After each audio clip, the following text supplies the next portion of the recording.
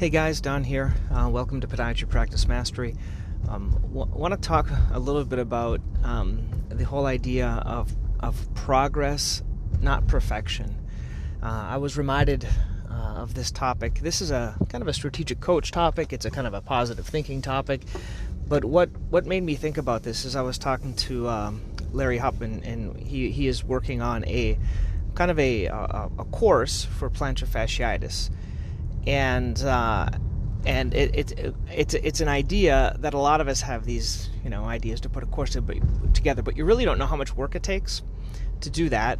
So I don't mind talking about it here because the reality is the majority of people just don't have the stick-to-itness to do something like that. It takes a lot of kind of technical knowledge or a lot of money to pay someone to do it for you or something else like that. But what he was telling me, so he's working on the current one, and so he told me, so I'm finally making some progress. I've paid for 2 membership courses. Basically, these are membership courses where you learn how to make your own course. He's listened to thousands of podcasts, and he's made some false starts on websites that flopped, and you just kind of keep going. I can't say how important that is. This is both in our personal lives and as we're learning surgical skills as podiatrists or in anything really. Kind of finding something that you kind of excited about doing, wanting to do, but just realize it's not going to be easy. I know that sounds very simple, but I'll give you my experience. So like this a couple of my flops, which I've mentioned before. My first podcast was Heal Your Foot Wound Fast. And so I tried to do a podcast on wound healing. How do you talk about wounds with an audio version without videos, and then I thought people would be willing to, buy a program about wound healing and things like that, and they're really non-compliant patients. Anyway, it flopped.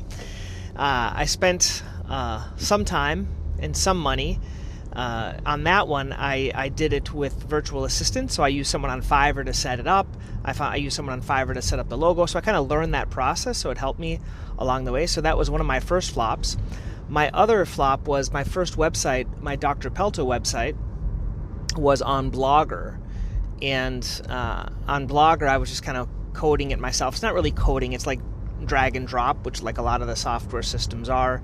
And then when that one, it worked, but then I really couldn't, it didn't have the sophistication of the marketing things that I wanted.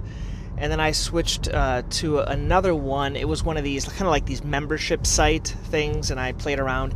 And the whole problem with those is frankly, I got inspired, and then I realized I didn't have any time. I don't know if that's happened to you. You kind of get inspired, and then you're like, well, I'm going to do this and this and this, but then you realize you got 2 kids at home, you have your responsibilities of your clinic and everything else like that, and you just kind of, okay, let's put it on the back burner. And so what I find is, I'm currently, with this current website, this Dr. Pelto website, is my old blog, and the key that I hear everyone talking about, and it makes more and more sense now, is you pay for speed. Okay? So you pay for speed. What does that mean? Well, if you want to get something done and you don't have time, you can't do it. So it's impossible. So you have to pay for speed. And so for this current website, I paid someone on Fiverr a couple $100 to set up the first template, the first page. And then from that, I just kind of multiplied and copied it for something else. So that's the way I paid for that. For Podiatry Practice Mastery, I paid, not really paid, but I have a colleague, Jim, right? Jim McDonald. He's the one that did all the layout of the website, because I could probably do it, but he does it better, and I just didn't have the time to do it. So when you don't have time to do stuff and you want to do something, you have to pay someone. So that even goes back into your practice. If you want to, incorporate something new, for example, like shockwave or amnio or something else like that, and you may, the learning curve is a kind of a challenge.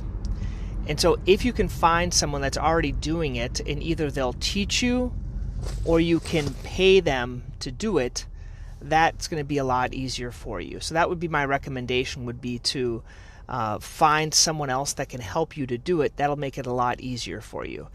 So that's what Larry is doing. That's what I'm doing on multiple fronts. My wife tells me this is just my hobby, so it's things I spend a lot of money on. But you get a lot quicker results. And the other thing is you want to fail fast.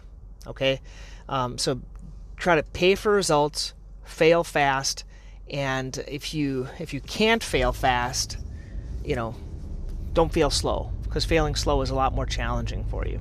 Okay, that would be my recommendation for you, would be to fail fast and learn how to do that. And I hope this was helpful for you guys. You guys have a great day.